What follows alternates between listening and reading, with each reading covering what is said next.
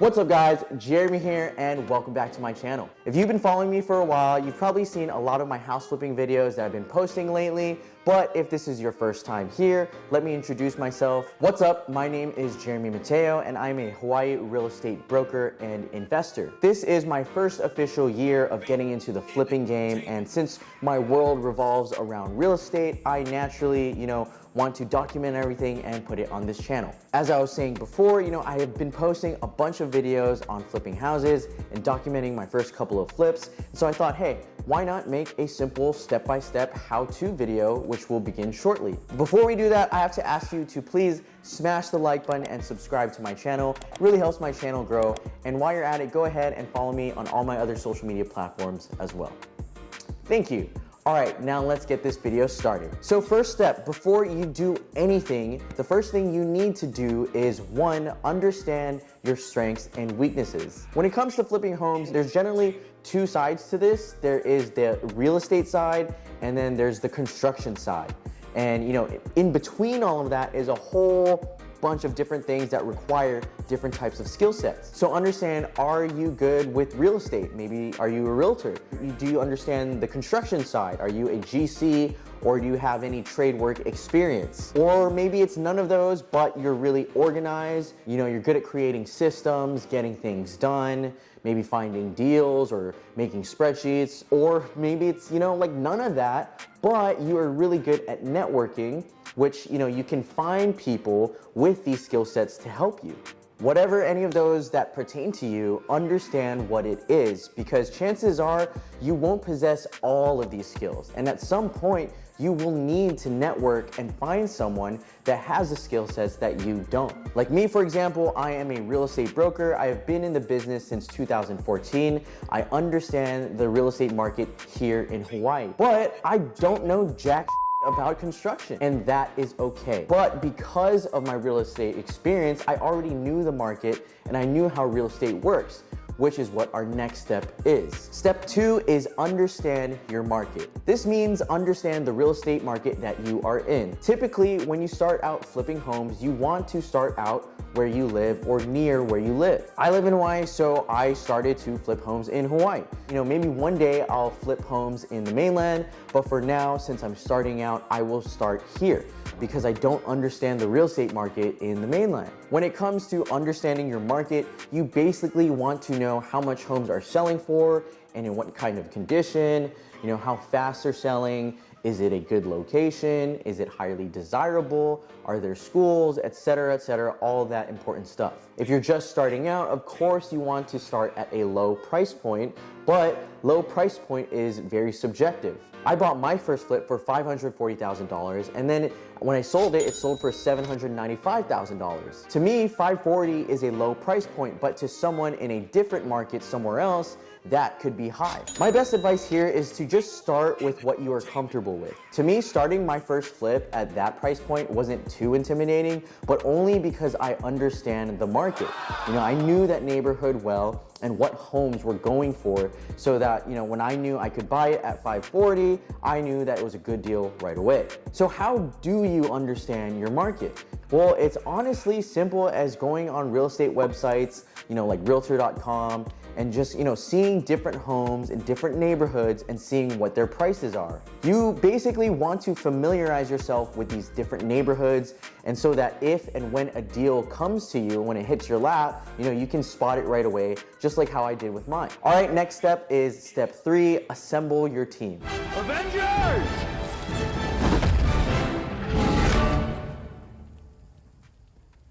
Assemble. Your team will generally consist of a realtor, a lender, a general contractor, which is a GC, and the escrow officer. Wait, let's change that. I want to be Iron Man. Yeah, there you go. That's the realtor. That's me. I'm Iron Man. Wow. Anyway, so if you are none of these, that's okay. You don't need to be any of these, but that's when you have to go out and network and reach out and find these people. For me, since I'm a realtor, awesome, I got that. And as a realtor, I kind of have my go-to loan officer. So boom, I got that as well. All I needed was a reliable GC and also a lender. At this point, if you have no deals, you could approach some GCs and tell them, hey, I'm going to start a real estate business flipping homes.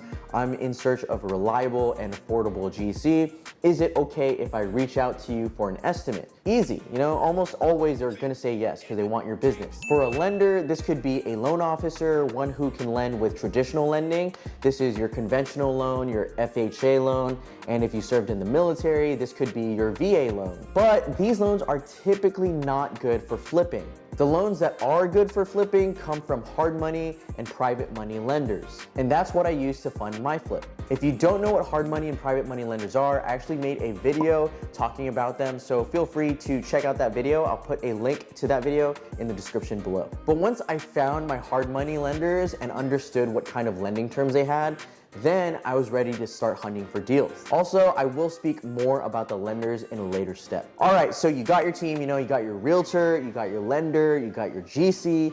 Now it's time to start buying some good deals, right? No. You know why? Because how do you know what a good deal is? You don't. So that is when step 4 comes in. Step 4 is understand how to analyze deals. This is where you figure out exactly what your profit is, or at least a rough estimate. A successful house flip isn't just buy a house, fix the house, sell the house, and then make some money.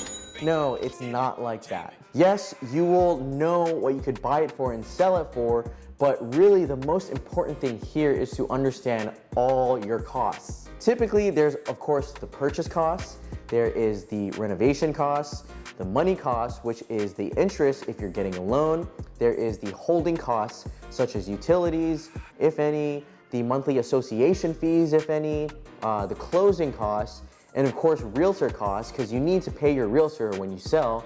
And side note, if you are a realtor, guess what? You get to keep an extra 2 to 3% profit because you pay yourself a commission. But anyway, so once you understand the costs and how to calculate everything, now you know how to analyze deals. And guess what? Yes, you're ready for step 5. All right, step 5 is find the deal. Believe it or not, this right here is the hardest part out of all of this. Not understanding your market, not finding money, it's finding the deal. So how do you find the deal?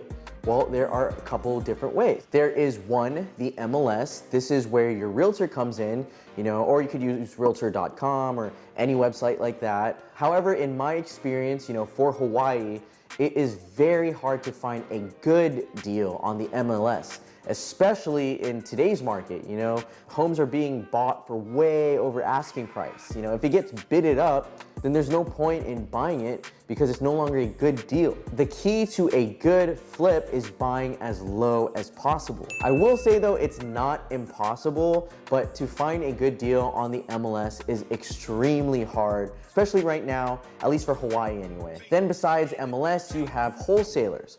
Wholesalers are people who find deals for you for a fee. Basically, they find the deal, they negotiate it, get it under contract, and then they sell you the contract. Example is, let's say, you know, you get a property under contract for 100K, then they go out to you, the flipper, and they're like, hey, I have a good deal. Do you want to buy it for 130K? Now, then you analyze the deal and say, okay, if I buy this for 130K and I flip it, will I make a good profit?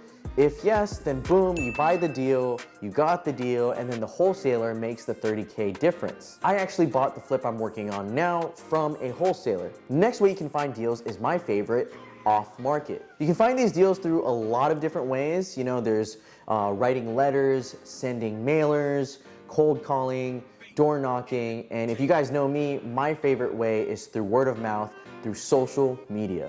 All right, so once you find a potential deal, you analyze it, and it is in fact a really good deal, next thing you do is step 6, negotiate a contract and go into escrow. In this period, this is where you do your due diligence. First thing you want to do is get a home inspection. You know, you want to know exactly what is wrong with the home inside and out. Maybe there's a leak or infestation that you didn't see right away, or maybe some appliances don't work. You want to figure out exactly what is wrong so you know exactly what to tell your GC to fix, and you'll know how much the whole renovation will cost, which is very important for the next two steps. So the next step is step 6, funding the deal. So once you get the deal under contract, by now you should know how you will be buying this property. You'll either be using your own money or maybe traditional lending, which I mentioned before, or most likely, since it's a fix and flip, it's gonna be hard money or private money lenders. If it's hard money, chances are they're probably going to fund 80% of the purchase, plus 100% of the construction cost. But you will need to come up with the remaining 20%. Now, if you have a private money lender, they could probably fund and cover that 20%. If not, then maybe you reach out to friends and you can all split it together, like what I did on my first flip. Now, since most flips are done with hard money and they usually cover the construction costs, the hard money lender is gonna want to know how much it's gonna cost for the construction. That brings us to our next step, is step 8.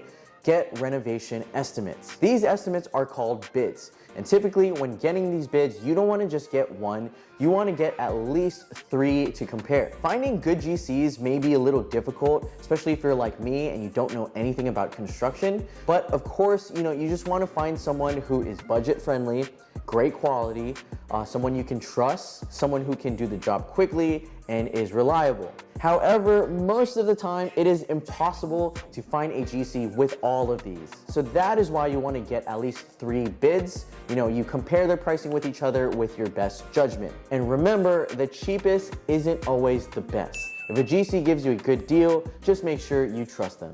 Then after construction is done, maybe several months later, you should still do another home inspection just to see, if there's anything that you missed or something that is not working. Once everything is good to go, you're ready for the next step. The next and last step out of this video is step 9. You're ready to sell the home. This is where your realtor comes in. Wow. They put the property on the MLS, they market it, and if you ran your numbers right and priced correctly, you should be selling fairly quickly and getting a great profit, close to what you calculated for in the very beginning. Now, when I say fairly quickly, that is very subjective and it all depends on your specific market and also the state of the entire real estate market as a whole. Back in 2019, before COVID, in Hawaii, homes selling fast would be considered maybe 1 to 2 months. Now in 2021, if a home takes longer than like a week to sell, then something is wrong. Yes, crazy times we are in. So there you have it, guys. That is the basic step-by-step guide on flipping a home beginning to end. I do want to say that although this is a basic and simple concept, when you actually do it, it's not as easy as it seems. It can be very scary, it can be difficult, and it will test you mentally and financially. However, it is not impossible, and I truly believe that anyone can do this. So I hope you guys enjoyed this video. If you have any questions for me, drop in the comments below. But again, thank you guys again for watching. I'll see you next time.